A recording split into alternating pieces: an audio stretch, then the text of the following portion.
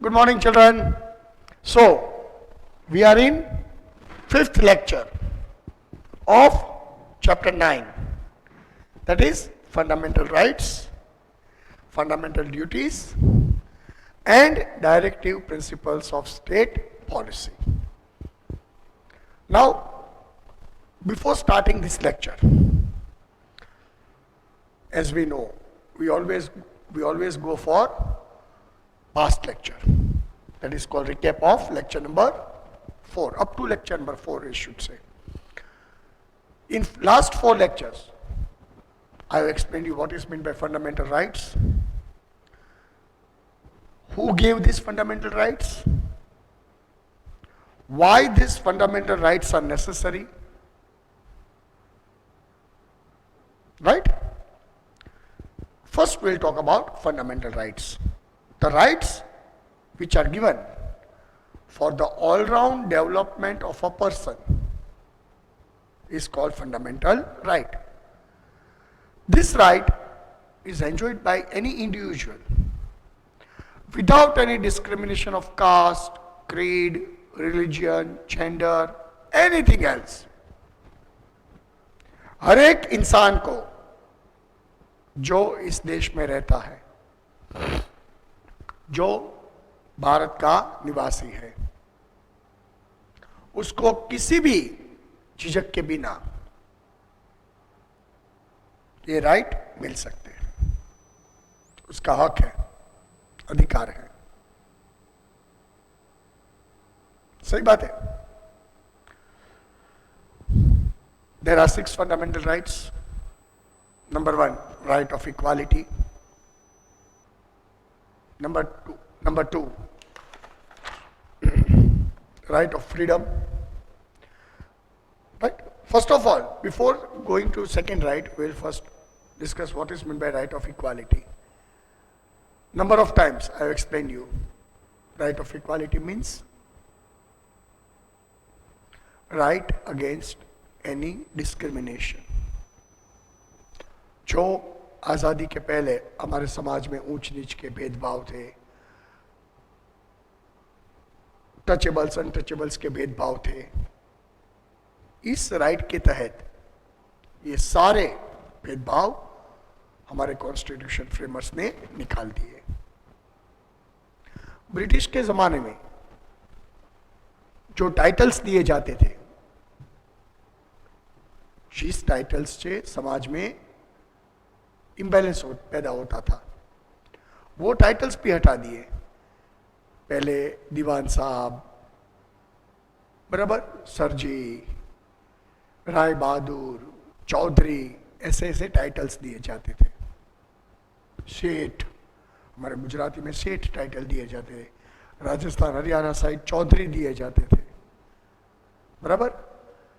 उड़ीसा बंगाल के पास राय बहादुर दिए जाते थे, दीवान साहब दिए जाते थे, बराबर है. तो ये जो टाइटल्स ऊंच नीच के भेद रेखाएं क्रिएट करते थे, वो सारे खत्म हो गए. हाँ, प्रोफेशनल टाइटल्स जो कमाया है वो रहे. सेकेंडली, जो सर्विसेज के टाइटल्स है वो बरकरार रहा है, क्योंकि वो देश का गौरव बढ़ाते हैं. ये टाइटल्स सम्माननीय है, पूजनीय है, इसलिए उसको इसके साथ हम कुछ नहीं कर सकते. है समझ में? तो ये बात हमारी हुई राइट ऑफ इक्वालिटी की. फिर आता है right of freedom. Right of freedom के अंदर 6 राइट्स हमने पढ़े. That is right of freedom of speech and expression. Number 2, to assemble peacefully without any arms. शांति से जुलूस बुलूस निकालना. हमारा जब देखते हैं सरगस निकलता है, ऐसे रैली निकलती है, ऐसे. Third, right to form association और यूनियंस. अपने ग्रुप के एसोसिएशन छोटे मोटे बना सकते हैं, यूनियंस बना सकते हैं, जिसमें कोई दिक्कत नहीं है. પછી right to move freely throughout the territory of India. जहां तक भारत की सरहद है, बॉर्डर है, हम उधर जा सकते हैं। अभी तो कश्मीर भी लग गया है भारत के अंदर, तो कश्मीर से लेके कन्याकुमारी तक और आसाम से लेके अरुणाचल प्रदेश से लेके गुजरात तक पूरा भारत एक है। और कोई भी भारतीय गुजरात से अरुणाचल प्रदेश तक, कश्मीर से लेके कन्याकुमारी तक कहीं भी जा सकते हैं, घूम सकते हैं, और हम जाते भी हैं। आप बच्चे लोग देखते होंगे कितनी जगह आप घूमने फिरने गए। आप नॉर्थ में गए होंगे, आप साउथ में गए होंगे, आप हमारे गुजरात के कई प्लेसेस देखी होगी। Why? Because we are enjoying this right, it's a fundamental right. सही बात है ना? Then to reside in any part of the territory of India. मान लो मैं आज गुजरात में रहता हूं, तो अगर मेरे को ऐसा लगे कि चलो भाई मेरे को अरुणाचल प्रदेश में सेटल होना है, उधर कुछ कारोबार करना है, बिजनेस करना है, काम करना है, तो मैं जा सकता हूं। हमारे गुजरात में नॉन गुजराती कितने फैमिलीज हम देखते हैं। आपके आसपास भी रहते होंगे, कोई पंजाबी फैमिली होगा, कोई यूपी का फैमिली होगा, कोई बिहार का होगा, कोई साउथ इंडियन होगा, कोई राजस्थानी होगा, है ना? और ठीक उसी तरह हम लोग उधर जाते हैं, वो लोग इधर आते हैं। मान लो गुजरात में लेबर आप देखो तो ज्यादा labour class UP, Bihar, Orissa से आते हैं। हम देखते हैं कि नहीं सब? क्यों देखते हैं? क्योंकि India is one nation. Bihar और गुजरात की कोई सीमाएं ही नहीं है। बिहार का बंदा गुजरात में काम कर सकता है, गुजरात का बंदा आसाम में काम कर सकता है। समझ में? Then it comes to practice any profession or to carry any occupation, trade or business, but it must be legal. हर एक स्टेट गवर्नमेंट, सेंट्रल गवर्नमेंट के हिसाब से जो लीगल बिजनेस है वो हम कर सकते हैं। उसमें कोई कठिनाई नहीं है, कोई बाधा नहीं है। मान लो कि आप एक दुकान लगाना चाहते हो, लगा दो, वो कोई दिक्कत नहीं है, कोई लीगल बिजनेस है, कर सकते हैं, क्यों नहीं कर सकते? है समझ में?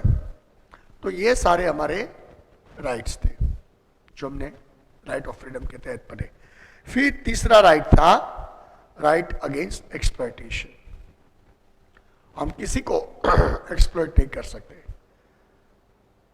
क्योंकि आजादी के पहले अनपेड स्लेवरी थी, बॉन्डेज स्लेवरी थी। आजादी के बाद ये सारे कारनामे खत्म हो गए। पहले क्या था, जमींदार लोग इतनी काम करवाते थे लोगों के पास, खेडूत के पास, कि लोग मर जाते थे, तो भी दो वक्त की रोटी नसीब नहीं थी। अमीर अमीर होते जाते थे, गरीब गरीब होते जाए, जमीन नहीं थी अपने पास, पीढ़ियां ऐसे इसमें चली जाती थी मजदूरी में। लेकिन ये राइट आने के बाद पूरा समाज व्यवस्था बदल गया। समझ में? Then it comes right against freedom के बाद राइट अगेंस्ट रिलीजियस फ्रीडम। तो as a part of Indian citizenship, India is a secular nation. कई धर्म के, जाति के, पाति के, ट्रेडिशन के लोग इधर बसते हैं, and no one can be forced to follow a specific religion. Neither no one can be forced to leave any religion. किसी को मना भी नहीं कर सकते और किसी को इंसिस्ट भी नहीं कर सकते। सेकेंडली, स्टेट मतलब सरकार cannot promote any religion। सरकार का ये धर्म है, वो धर्म है, ऐसा नहीं चलता। गवर्नमेंट सेक्युलरिज्म से चलती है। सरकार सब धर्म को एक समान देखती है। सरकार के पास जो टैक्स के पैसे आते हैं, they cannot propagate in any religious activity. Neither they can fund any religious activity. कई सारे religious टीचिंग के लिए इंस्टीट्यूशंस चलते हैं, उसमें गवर्नमेंट की ग्रांट नहीं मिलती. Government can not give a single penny because it is a tax payers money and we are a secular nation. Understood? We are a secular nation. It is not possible. It is not possible. Okay? Then let us come over to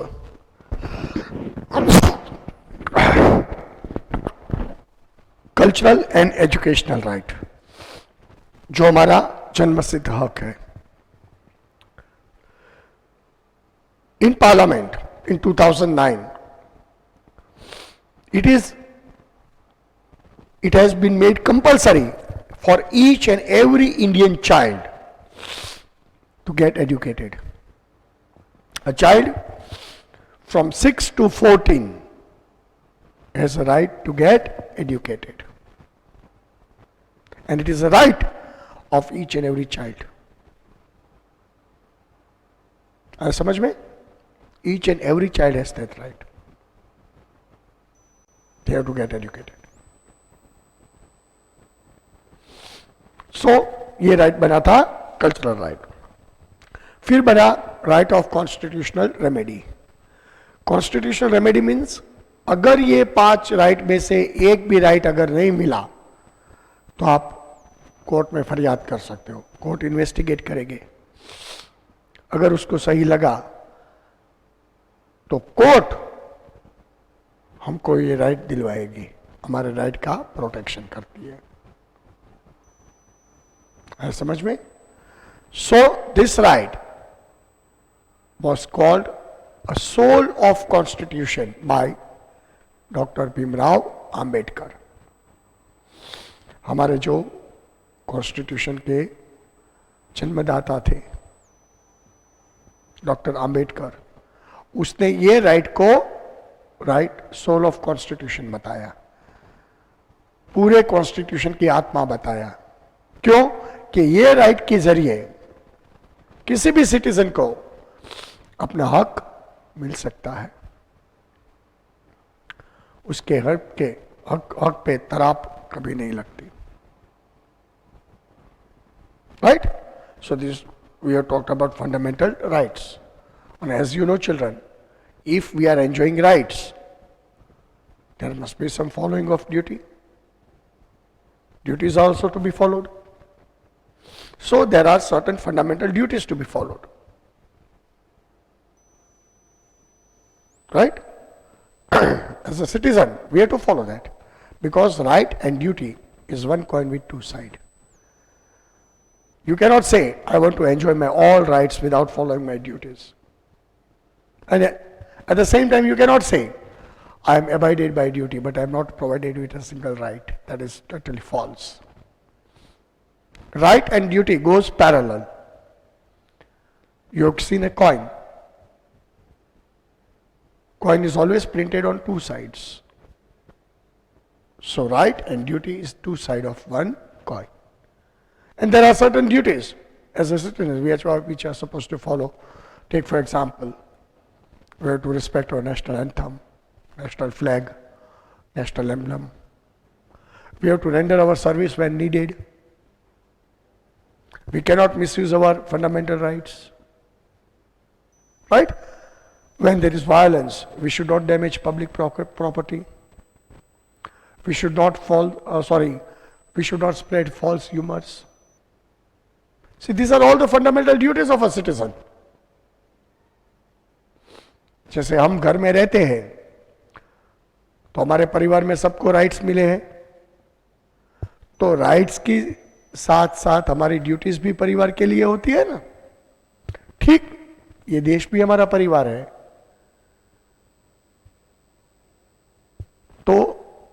हमको जैसे परिवार में हम duties निभाते हैं, ठीक इसी तरह हम अपने देश के लिए ये ड्यूटी निभाते हैं, right? So this was all about fundamental rights and fundamental duties. Now in today's topic, we'll discuss about directive principles of state policy. Now what is meant by directive principles? Directive principles means those principles which is incorporated in constitution to run the government.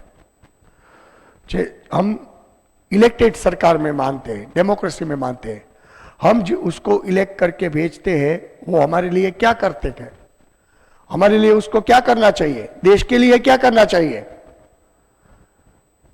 ऐसा काम करना चाहिए जिससे देश का मान सम्मान बढ़े, जिससे हमारा जीवन आगे बढ़े.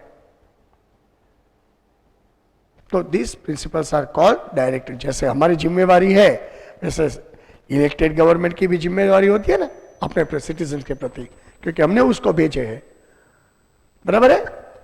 तो हमारे प्रति जो सरकार की जिम्मेदारी होती है, सरकार को क्या करना है क्या नहीं करना है अपने सिटीजन्स के लिए, अपने देश की इज्जत के लिए,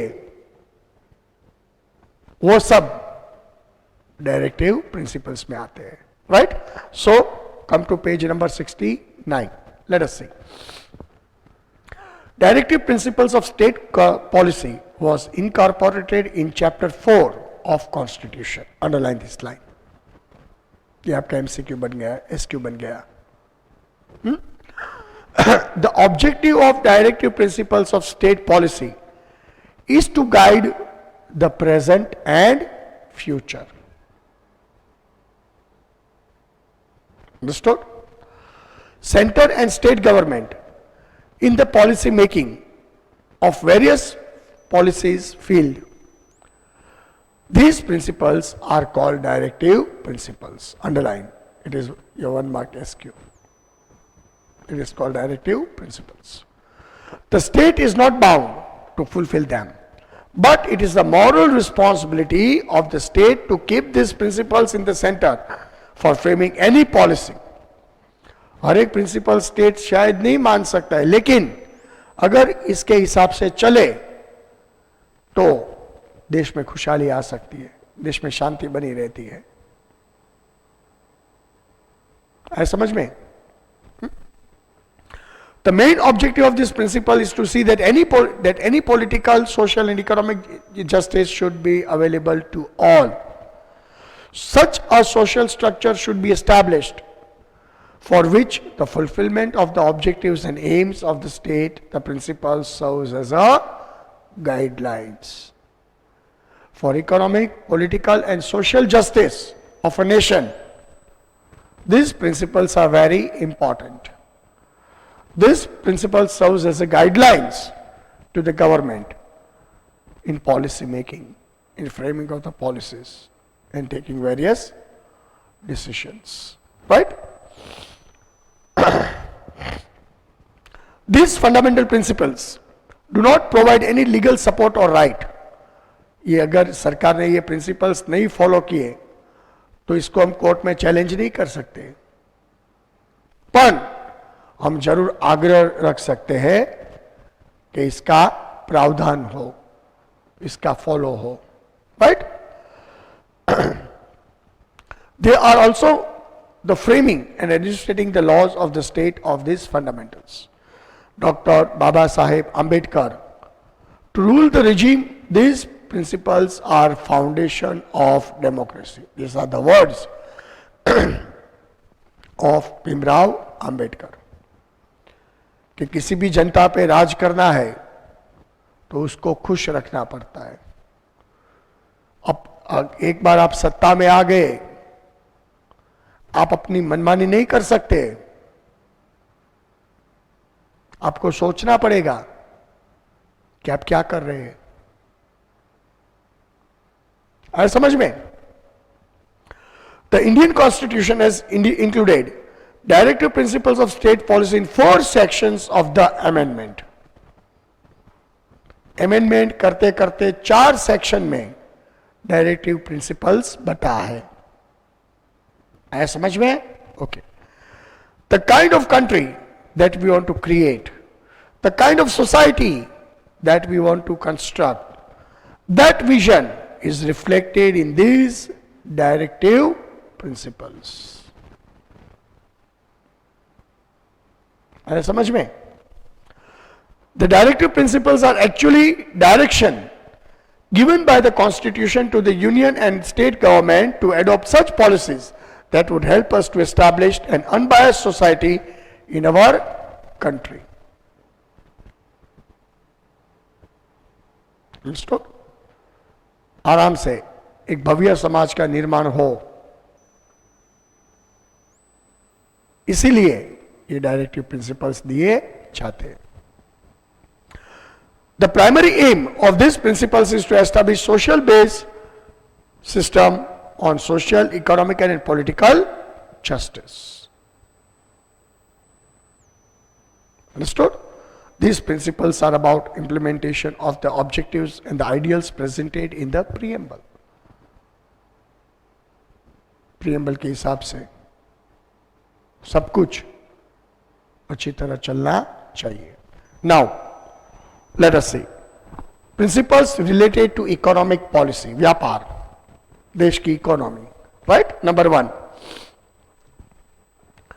equal distribution of wealth and resources among all the classes for the welfare of the citizen.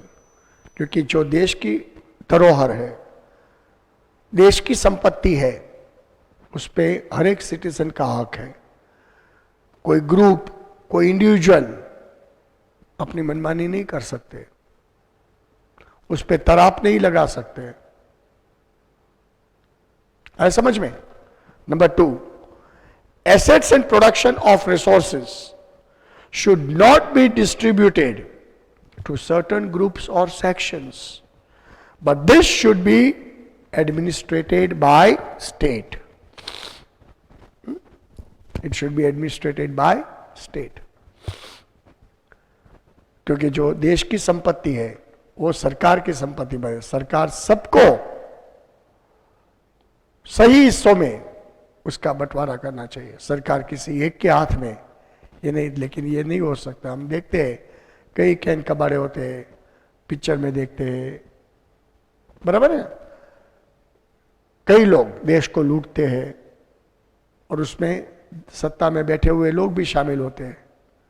आप किसी भी मूवी देखो तो गंदे काम में विलन जब गंदा काम करता है, गलत काम करता है, तो उसको पॉलिटिशियन पूरा सपोर्ट करते हैं. अंडरस्टूड? तो ये सुन के हमको थोड़ा ताज्जुब होता है कि भैया इधर तो ऐसा लिखा है, लेकिन ऐसा हम देखते नहीं. बिल्कुल सही होना ही चाहिए, वास्तव में ये नहीं है. Right? Third, equal pay for equal work to both man and woman. उसमें भी भेदभाव नहीं होना चाहिए. सरकारी नौकरियों में ऐसा नहीं है, लेकिन प्राइवेट में ऐसा है. कई जगह पे जेंट्स को ज्यादा पे किया जाता है, लेडीज को कम पे किया जाता है. डिस्क्रिमिनेशन होता है. Understood? Fourth, provision for good health of labours working at places should be created. क्योंकि किसी लेबर को आप कारखाने में काम करवाते हो तो बेसिकली पहले उसको सब सुविधा देनी पड़ती है. राइट? उसकी कॉलोनीज, हाउसिंग, सैनिटेशन, हेल्थ, सब कुछ. ये बड़ी बड़ी कंपनियों में ऐसा होता है, लेकिन छोटे एकम में लेबर की हालत पशु से भी बदतर होती है. कई जगह पे आप देखो कैसी पीड़ाएं, यातनाएं सह के भी लेबर्स काम करते हैं. क्या है? मजबूरी है, रोजी रोटी का सवाल है समझ में? Because of the financial constraint of the man, women and young children working in unhygienic place or where health matters are retorted should not be allowed to happen. अभी मैंने बोला ना, ऐसे कई जगह है जहां ये लोग की हेल्थ का सबसे बड़ा इश्यू बनता है. राइट?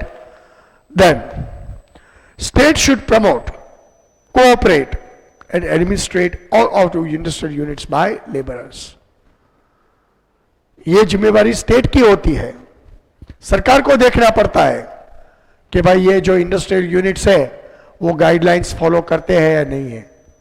लेकिन क्या है, करप्शन के हिसाब से, भ्रष्टाचार के हिसाब से, अगर ये इंडस्ट्रियल यूनिट्स ये गाइडलाइंस फॉलो नहीं करते तो उसके जो मालिक होते हैं वो थोड़े पैसे इधर उधर करके अधिकारियों को अपनी साइड कर लेते हैं। सरकार में बैठे हुए लोग वो भी चुप रह जाए, क्या करें, रिपोर्टिंग गलत होती है और सब लोलम लोल चलता है। कई बार हम ऐसे देखते हैं, अनहाइजीनिक एटमॉस्फेयर होता है, प्रॉपर, मान लो कोई फैक्ट्री, उसमें प्रॉपर सेफ्टी स्टैंडर्ड होते हैं, वो फैक्ट्री ने, वो यूनिट ने सेफ्टी स्टैंडर्ड एस्टैब्लिश नहीं किया और मान लो कोई दुर्घटना हुई, 5-10 लेबर मारे गए, न्यूज़पेपर में आता है, इंक्वायरी होती है, सब सेटल हो जाता है, सबका मुंह बंद हो जाता है। और ये लेबर क्लास है, बेचारे गरीब मजदूर है, कहाँ जाए? कानून भी इतना महंगा है कि वो नहीं खरीद सकते, चुपचाप अपने नसीब को दोष दिया कोस के बैठ जाते हैं। ये सब जिम्मेवारी सरकार की है, क्योंकि जो गरीब मजदूर है जिसकी जान की बाजी लगी होती है, वही मजदूर ने इलेक्शन के वक्त उसी सरकार को वोट दिया है। तो this is a prime responsibility of a government to take care of that thing, right. फिर प्रोटेक्शन ऑफ चिल्ड्रन, यूथ, है समझ में? 1 मिनट है बच्चा।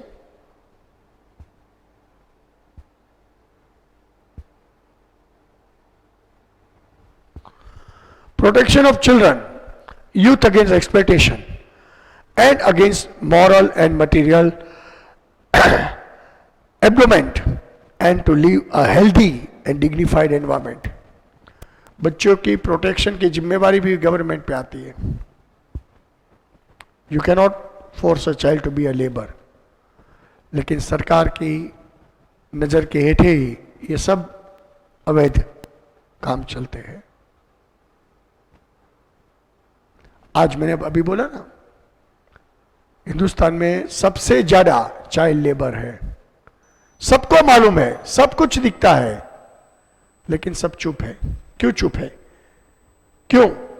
क्योंकि सबके मुंह बंधे हुए हैं, सबके मुंह बंधे हुए हैं, ठूस ठूस के पैसा भरते हैं,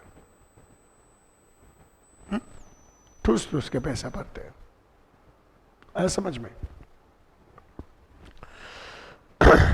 Relief and leave at the time of delivery should be provided to woman.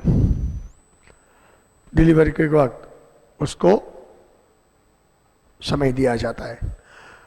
Workers insurance, bonus, maternity leave, gratuity and other legal rights should be included in the policy.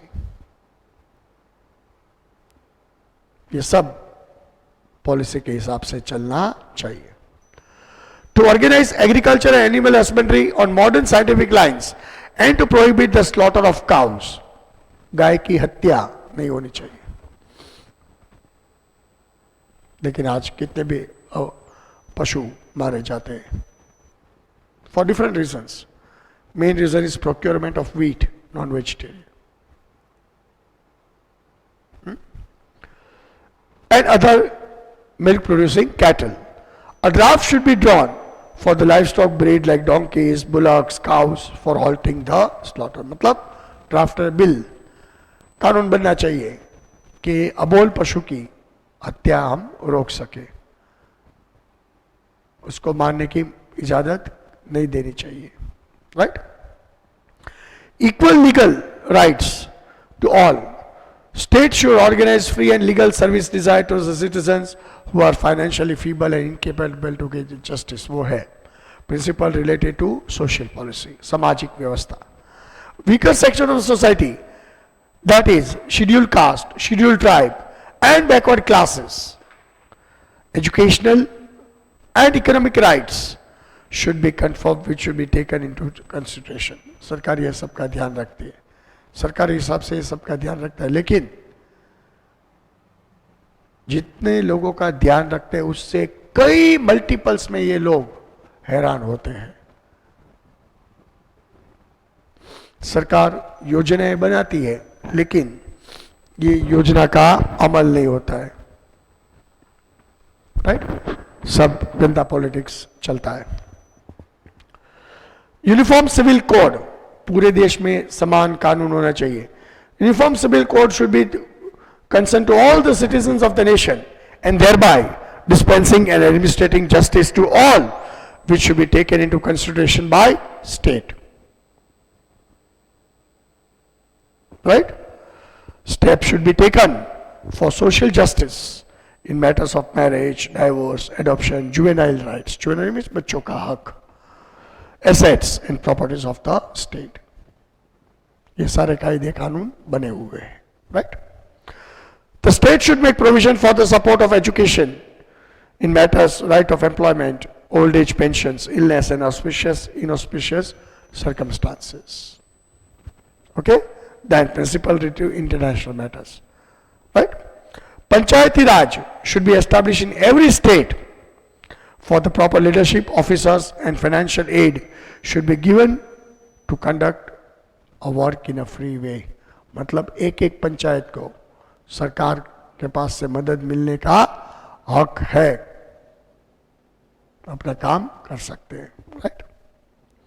The state should separate it's services from corporate mindness and it should be liberty that जजेस are impartial. सरकार को businessman कभी नहीं बनना चाहिए, लेकिन सरकार की कई ऐसी कंपनियां हैं जो बिजनेस करती है। मान लो ये पेट्रोल डीजल ही देखो, आज पेट्रोल की कीमत कितनी बढ़ गई है, डीजल कितना महंगा हो गया है, कितनी महंगाई बढ़ गई है, क्योंकि ये सारी ऑयल मार्केटिंग कंपनी सरकारी है और सरकार ने उसको लाइसेंस दे रखा है कि भाई लूटो। सरकार भी इतनी तगड़ी एक्साइज इस प्रोडक्ट के वसूल करती है कि उसका सबसे ज्यादा इनकम पेट्रोल डीजल की एक्साइज में से आता है। अभी 2 दिन पहले मैंने आर्टिकल पढ़ा था, compared to last year, this year government earned 3.35 lakh crore rupees, मतलब तकरीबन 3.5 लाख करोड़ रुपये पेट्रोल और डीजल की एक्साइज में से सरकार ने कमाए। अब कानून के रखेवाल ही लुटारे बन जाते हैं तो हम क्या करें?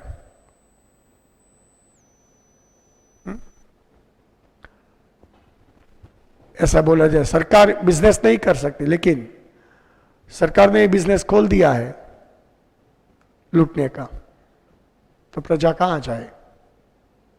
इसको बोले।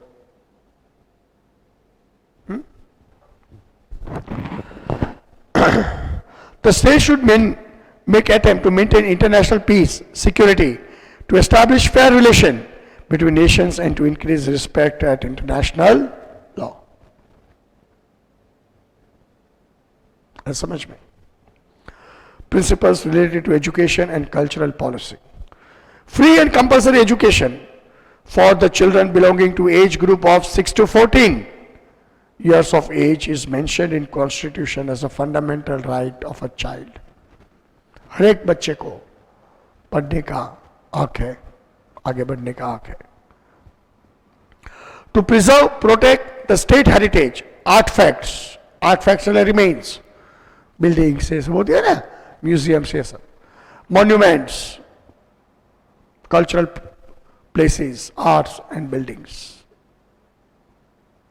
सब कुछ प्रिजर्व करना पड़ता है। The state should protect these cultural heritage places from distortion, robbery, transiting, disposal and deterioration. ये सब में से जिम्मेवारी सरकार की बनती है, right? The state should have to aim of preserving the cultural and historical legacies. Understood. Principle related to health policy.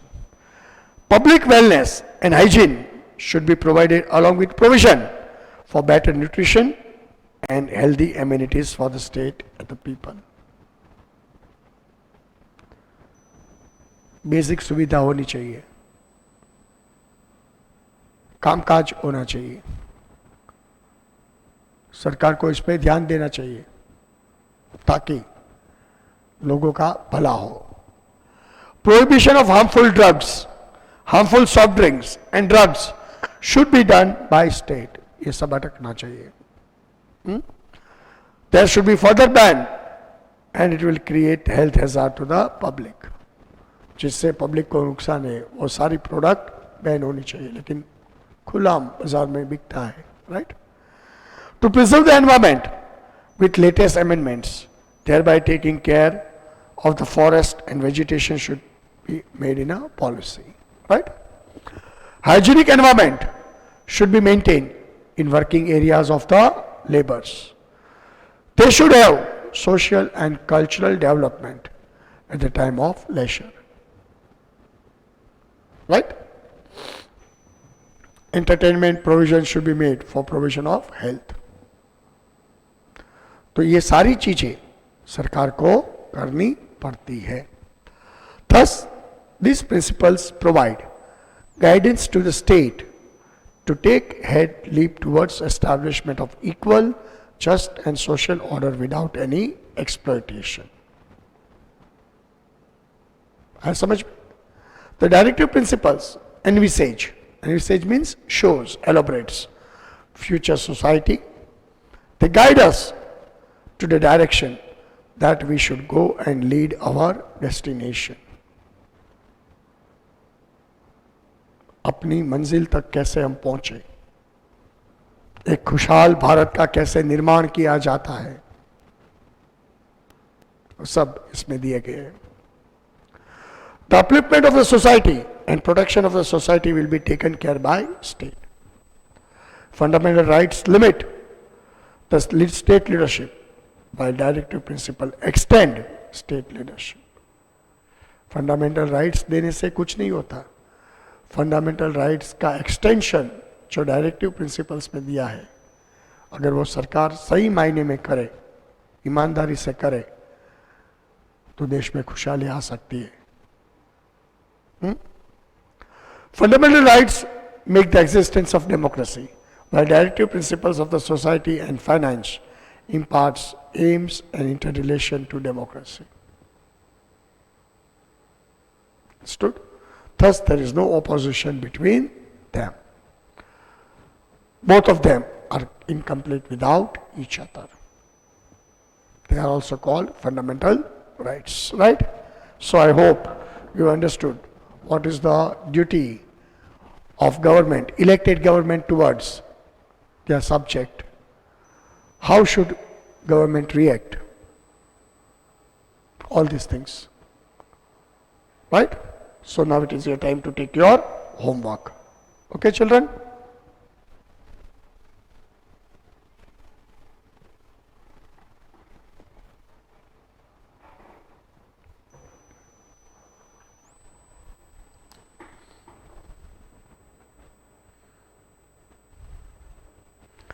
Question 1. Write in detail directive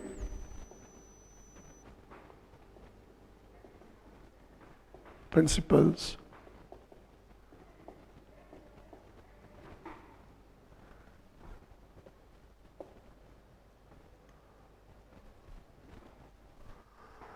directive principle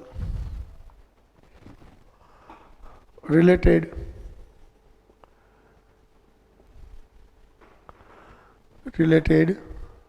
to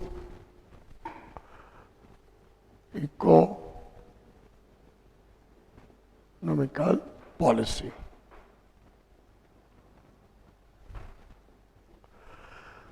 Question number 2. Write in detail regarding the following. Right? Write in detail regarding the following. Number 1.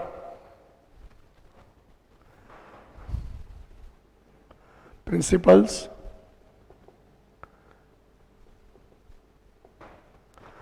of international and political of international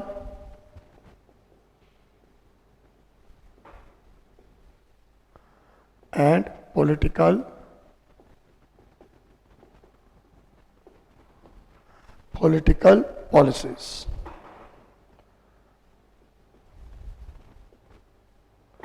Number 2, principles related to health policies.